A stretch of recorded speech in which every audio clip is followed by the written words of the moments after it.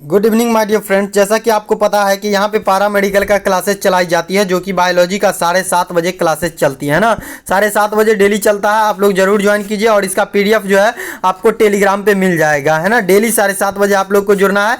चलिए क्वेश्चन की तरफ बढ़ते हैं, जो कि आप लोगों के लिए काफ़ी ज़्यादा इंपॉर्टेंट होगा क्वेश्चन। चलिए अगला क्वेश्चन की तरफ बढ़ा जाए, है ना। क्वेश्चन की तरफ बढ़ते हैं। एक बार आप लोग शेयर कर दीजिए, एक बार आप लोग जो है शेयर कर दीजिए, है ना। शेयर का बटन एक बार दबा दीजिए, फिर देखिए कैसे क्वेश्चन की तरफ हम बढ़ते हैं। और यहाँ पे बायोलॉजी से एक भी क्वेश्चन आप लोग को छूटने वाला नहीं है, जैसे कि आपको दिख रहा है ना। तो चलिए क्वेश्चन की तरफ बढ़ते हैं। चलिए क्वेश्चन आ चुका है आपके स्क्रीन पे। कह रहा है, क्या कह रहा है देखिएगा। यहाँ पे क्वेश्चन कह रहा है, 1 नंबर क्वेश्चन कह रहा है, ऑर्थोपोडा का जंतु कौन सा है। ऑर्थोपोडा वर्ग जो है, ऑर्थोपोडा संघ जो है, यानी वर्ग जो है उसमें कौन सा जंतु इन चारों में से है ना। तो आपसे ये पूछ रहा है, चारों में से कौन सा ऐसा जंतु है जो ऑर्थोपोडा संघ के अंतर्गत आता है। तो इसका राइट आंसर हो जाएगा माय डियर फ्रेंड्स, आप लोग का जवाब अगर सी नंबर आ रहा है, अगर आप लोग का जवाब सी आ रहा है कि दीमक, तो आपका बिल्कुल सही जवाब है ना। दीमक अगर आप टिक कर रहे हैं तो बिल्कुल सही जवाब है। चलिए इसी तरीके से आपको मेहनत करते रहना। अगला क्वेश्चन की तरफ हम बढ़ते हैं। आपको डेली 7:30 बजे यहाँ पे एमसीक्यूज करना है, एमसीक्यूज को करना है ना। चलिए अगला क्वेश्चन की तरफ बढ़ा जाए। यहाँ पे देखिए कि क्वेश्चन कह रहा है कि वायुमंडल की O2 क्या वायुमंडल की O2 बनी होती है, किससे बनी होती है। सूक्ष्मजीव क्रियाओं के द्वारा, जल अपघटन के द्वारा, हरे पौधे द्वारा, प्रकाश से, और उसके बाद जीवों के उपापचयी क्रिया संश्लेषण से। तो बताइए तो इसका राइट आंसर, अगर आपका जवाब आ रहा है माय डियर फ्रेंड्स यहाँ पे सी नंबर आ रहा है, तो बिल्कुल गलत जवाब आप लोग दे रहे हैं, है ना। बिल्कुल गलत जवाब अगर आप दे रहे हैं तो बिल्कुल गलत जवाब है। ए बी सी टिक कर रहे हैं तो आपका बिल्कुल गलत जवाब है। चलिए इसका राइट आंसर हो जाएगा डी नंबर, है ना। तो आप लोग याद रखिएगा, इसका राइट हो जाएगा डी। O2 जो बना होता है वायुमंडल में, वो बना होता है जीवों के उपापचयी क्रियाओं के संश्लेषण के द्वारा। चलिए आगे बढ़ते हैं और अगला क्वेश्चन आ चुका है आपके स्क्रीन पे। अगला क्वेश्चन कौन है यहाँ पे। क्वेश्चन ये पूछ रहा है आपसे कि कोशिकीय श्वसन यानी कि सेल्यूलर रिस्पायरेशन के दौरान उत्पन्न ऊर्जा संग्रहित होता है, किसमें संग्रहित होता है, बताइए आप लोग। तो इसका राइट आंसर हो जाएगा, आप लोग जानते हैं कि कोशिका यानी सेल्यूलर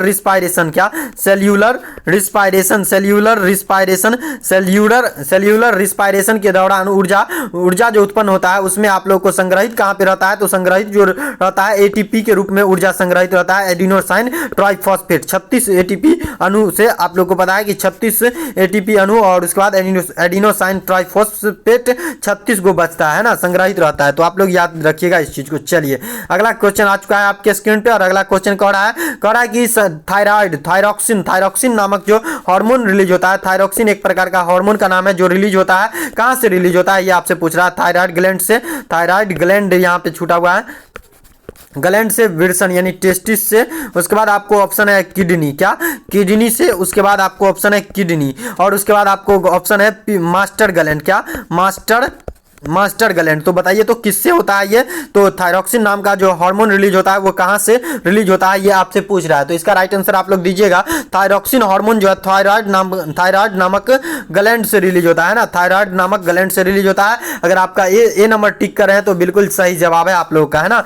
चलिए इसी तरीके से आपको मेहनत करते रहना है, डेली 7:30 बजे जुड़ना है। और मॉर्निंग में यहाँ पे जीके का क्लास हम सोच रहे हैं, क्या जीके का क्लास जीके का क्लास आपको मॉर्निंग में चलेगा। मॉर्निंग में 6:30 बजे का टाइमिंग हम रखना चाहते हैं, तो आप लोग कमेंट करके बता दीजिएगा कि 6:30 का टाइमिंग ठीक है या नहीं है। चलिए यहाँ पे आप लोग को ये क्वेश्चन करा है, मानव में कितनी कशेरुक पाई जाती है। मानव में कशेरुक जो पाई जाते हैं, कशेरुकाएं जो पाई जाती है वो कितनी होती है ये आपसे पूछ रहा है। 31 होता है, 32 होता है, 33 होता है, 34 होता है, बताइए तो कितना होता है। अगर आपका जवाब आ रहा है कि यहाँ पे 33 जवाब आ रहा है, अगर आपका जवाब 33 आ रहा है तो बिल्कुल सही जवाब है ना, बिल्कुल सही जवाब है। अगर आप सी टिक कर रहे हैं तो बिल्कुल सही राइट आंसर है आपका, इसका हो जाएगा 33। चलिए अगला क्वेश्चन आ चुका है आपके स्क्रीन पे और अगला क्वेश्चन कह रहा है दूध प्रोटीन, क्या दूध प्रोटीन है, रेनिन है, दूध एक प्रकार का प्रोटीन है, तो ये क्या है, रेनिन है, उसके बाद आपको ग्लैक्टोज है, उसके बाद आपको प्रोसीन है, उसके बाद आपको केसिन है, बताइए तो क्या है। तो इसका राइट आंसर हो जाएगा माय डियर फ्रेंड्स, ये अगर आप टिक कर रहे हैं बी नंबर तो बिल्कुल रॉन्ग आंसर दे रहे हैं आप लोग। अगर आप बी और डी टिक कर रहे हैं और सी टिक कर रहे हैं तो बिल्कुल रॉन्ग आंसर है ना, आप लोग का रेनिन हो जाएगा। ये दूध जो है एक प्रकार का प्रोटीन है लेकिन ये रेनिन है, ठीक है। चलिए अगला क्वेश्चन की तरफ बढ़ते हैं और अगला क्वेश्चन आ चुका चुका है आपके स्क्रीन पे। और यह कह रहा है किसी पादप, किसी तत्व, किसी एलिमेंट की कमी से पादप की पत्तियां जो है यानी लिफ जो है वो आप लोगों को यहाँ पे पीला हो जाता है किसके कमी से, पीला दिखने लगता है किसके कमी से, आयरन की कमी से, सल्फर की कमी से, कैल्शियम की कमी से, पोटेशियम की कमी से। अगर आप लोग का जवाब आ रहा है कि यहाँ पे, अगर आप लोग का जवाब आ रहा है सल्फर की कमी से, आयरन की कमी से, कैल्शियम की कमी से, तो बिल्कुल रॉन्ग आंसर है आप लोगों का।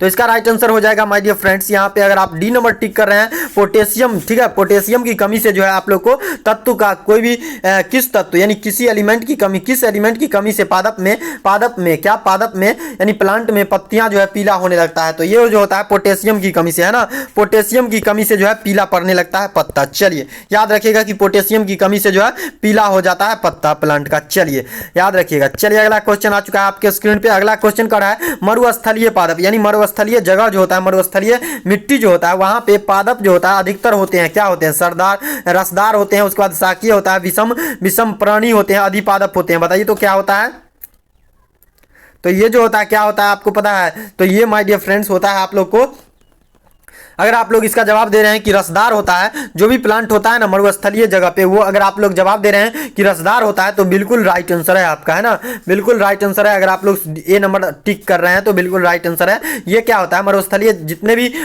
जगह पे जितने भी पादप पाए जाते हैं, प्लांट पाए जाते हैं, वो सभी रसदार होते हैं ना, रसदार होते हैं, याद रखिएगा इस चीज को। चलिए अगला क्वेश्चन की तरफ बढ़ा जाए। अगला क्वेश्चन आ चुका है आपके स्क्रीन पे। अगला क्वेश्चन कर रहा है जीन, क्या कर रहा है, जीन को हम निम्न तरह से व्यक्त कर सकते हैं। कैसे व्यक्त कर सकते हैं, ये देखिए, जीन जो है एक प्रकार का आनुवंशिकता की इकाई यानी यूनिट ऑफ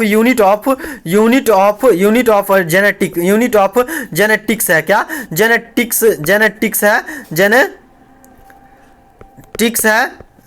जेनेटिक्स है। उसके बाद डीएनए का खंड है, जी हाँ, डीएनए का एक टूटा हुआ भाग होता है जीन। उसके बाद डीएनए का एक भाग है, जी हाँ, टूटा हुआ भाग होता है। उत्परिवर्तन यानी म्यूटेशन का यूनिट है, जी हाँ, बिल्कुल सही है। ये चारों इसका राइट आंसर, ये तीनों इसका राइट आंसर हो जाएगा। तो इसका राइट आंसर जो हो जाएगा माय डियर फ्रेंड्स यहाँ पे डी नंबर आप टिक कर रहे हैं तो बिल्कुल राइट आंसर है। ये तीनों जो है होता है, ठीक है, डीएनए का खंड जो है, डीएनए के खंड को हम जीन कहते हैं, तो ये चीज आप जानते ही होंगे। चलिए अगला क्वेश्चन की तरफ बढ़ा जाए। और अगला क्वेश्चन आपके स्क्रीन पे आ चुका है और कह रहा है इसका पीडीएफ अगर आप चाहते हैं तो टेलीग्राम ज्वाइन कर लीजिए, है ना। इसका पीडीएफ अगर आप चाहते हैं तो टेलीग्राम ज्वाइन कीजिए। टेलीग्राम पे आपको यहाँ पे पीडीएफ दिया जाएगा, है ना, इसका पीडीएफ दिया जाएगा क्लास का, ये सभी क्वेश्चन को वहां पे डाल दिया जाता है, आप ज्वाइन कर सकते हैं। चलिए अगला क्वेश्चन की तरफ आ चुके हैं और ये कह रहा है मानव नेत्र की शलाका प्रकार की प्रकाशग्राही कोशिकाओं में पाए जाने वाला वैगनी लाल वर्णक रोडोप्सन एक व्युत्पन्न है।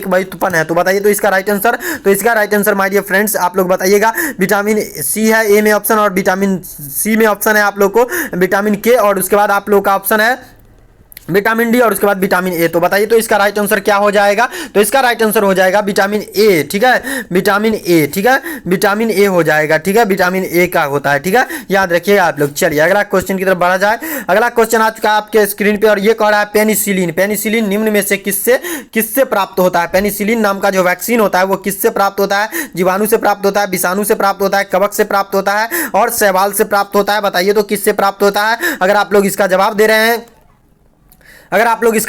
हैं कवक से प्राप्त होता है तो बिल्कुल राइट आंसर है ना, बिल्कुल राइट आंसर आप लोग दे रहे हैं। अगर आप लोग कवक को टिक कर रहे हैं यानी डी नंबर ऑप्शन को टिक कर रहे हैं तो बिल्कुल राइट ऑप्शन, सॉरी, कवक जो है यहाँ पे सी नंबर में है, तो सी नंबर अगर आप टिक कर रहे हैं, सी नंबर को आप टिक कर रहे हैं यानी कवक चुन रहे हैं, तो आप लोग का सवाल जो है बिल्कुल सही है, यानी 100% सही ऑप्शन आप लोग टिक कर रहे हैं। चलिए इसी तरीके से आपको मेहनत करना है। और अगला क्वेश्चन आ चुका है डीडीटी जो कि आपको मच्छर के रुकावट के लिए जो होता है, डीडीटी आप लोग घर में छिड़काव करवाते हैं, ये गवर्नमेंट के द्वारा भी करवाया जाता है। तो डीडीटी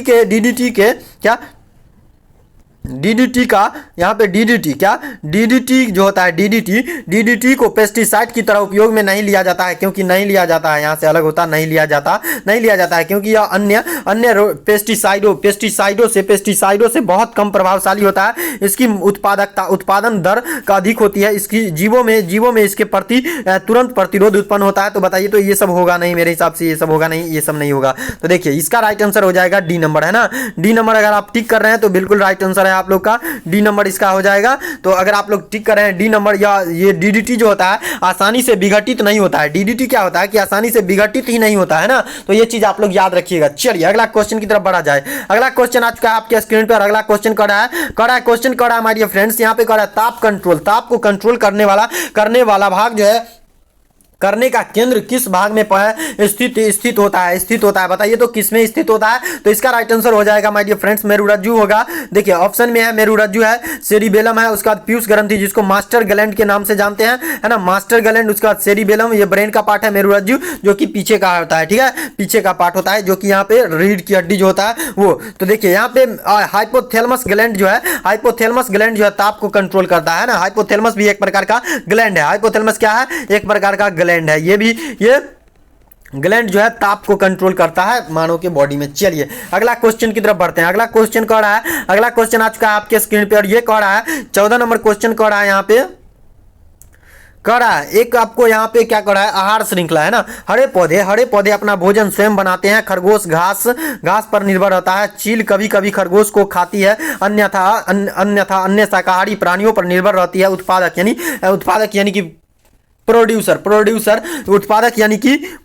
जो होता है, प्रोड्यूसर उपभोक्ता एवं द्वितीय उपभोक्ता यानी सेकेंडरी कंज्यूमर के संबंध में कौन सा क्रम सही है। यानी कि साइकिल आपसे पूछ रहा है, क्या यहाँ पे पूछ रहा है आपसे साइकिल जो है ये कौन सा, ये चारों साइकिल है एक प्रकार का और इसमें से कौन सा साइकिल जो है राइट है। तो ये आपसे पूछ रहा है, इसका राइट आंसर आप लोग बताइएगा। ए नंबर में कह रहा है घास को चील खाती है, चील को खरगोश खा जाती है, तो होगा नहीं, बिल्कुल गलत आंसर है। तो इसके बाद बी नंबर कह रहा है खरगोश घास खाती है, घास को चील खाती है, ये भी बिल्कुल गलत है। उसके बाद कह रहा है चील जो है चील को खरगोश खा जाता है और उसके बाद खरगोश जो है घास को खाता है, तो ये बिल्कुल गलत जवाब है। उसके बाद आपको डी नंबर कह रहा है घास, क्या कह रहा है, डी नंबर कह रहा है घास को जो है खरगोश खाती है और उसके बाद खरगोश को जो है चील खा जाती है। तो इसका राइट आंसर हो जाएगा डी नंबर, है ना। डी नंबर अगर आप टिक कर रहे हैं तो डी नंबर ये जो है सही आहार श्रृंखला है ना।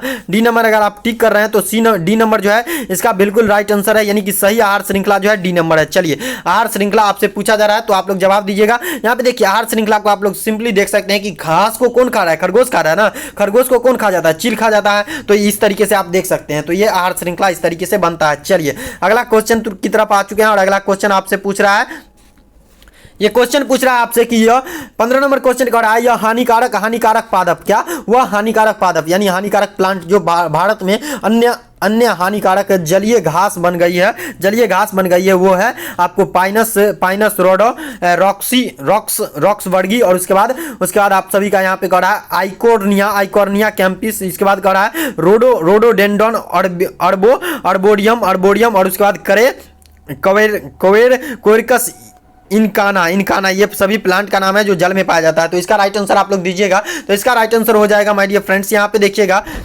इसका राइट आंसर हो जाएगा आप लोग को, अगर आप लोग दे रहे हैं बी नंबर ऑप्शन टिक कर रहे हैं तो बिल्कुल राइट आंसर है आपको। इसका राइट आंसर हो जाएगा आइकोर्निया कैपिपस, है ना। आइकोर्निया कैपिपस जो है इसका बिल्कुल राइट आंसर है, आप लोग ध्यान से देख सकते हैं। चलिए अगला क्वेश्चन की तरफ बढ़ा जाए और अगला क्वेश्चन आपके स्क्रीन पे आ चुका है और ये क्वेश्चन आ चुका है, यहाँ पे देखिएगा, इसको देखिएगा थोड़ा सा। इस क्वेश्चन में हमको थोड़ा डाउट लग रहा है ना, तो देखिएगा आप लोग इस क्वेश्चन को थोड़ा सा, है ना, क्वेश्चन को आप लोग देखते रहिए थोड़ा, आप लोग देखिए इस क्वेश्चन को, उसके बाद हम देखते हैं कि इसका राइट आंसर क्या होगा, है ना। तो आप लोग देखते रहिए थोड़ा सा, इस क्वेश्चन को देखिए तो हमको रॉन्ग लग रहा है ये क्वेश्चन, है ना। क्वेश्चन हमको थोड़ा ये रॉन्ग लग रहा है या फिर ऑप्शन रॉन्ग लग रहा है, तो देखिएगा इसका, है ना।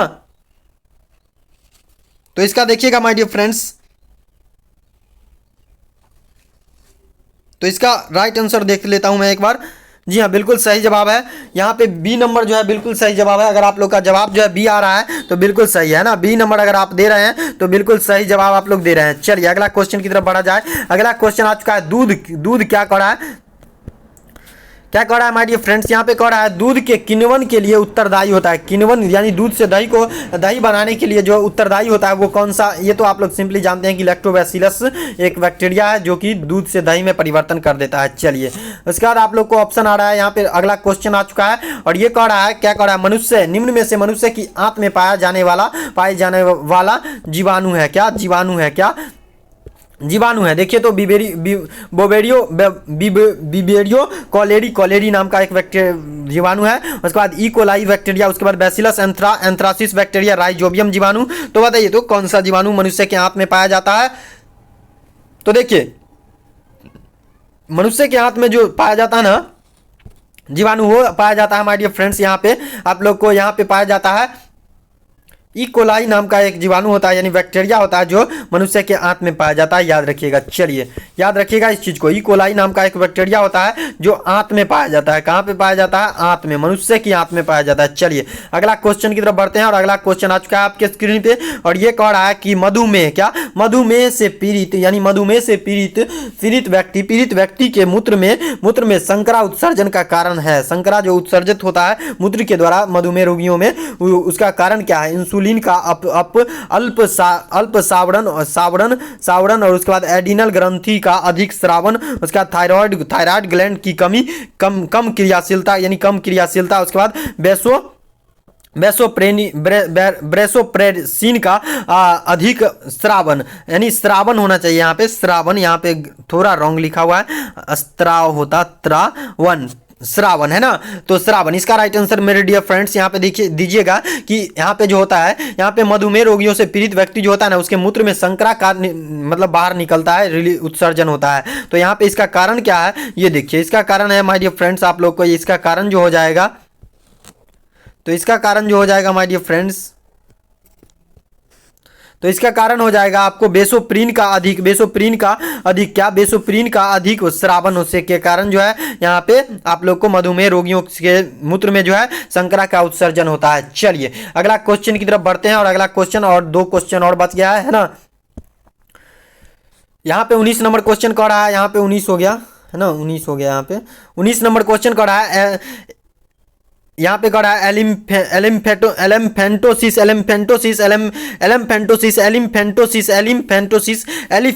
क्या एलिफेंटोसिस रोग, एलिफेंटोसिस नाम का एक रोग है, रोग का कारक निम्न में से कौन सा प्राणी है? ऐसी फेंटोसिस नाम का एक प्राणी है वो है, उसके बाद कीट है, उसके बाद प्रोटोजोआ है, उसके बाद मोलस्का है। बताइए तो ये स्वाभाविक है ना कि यहाँ पे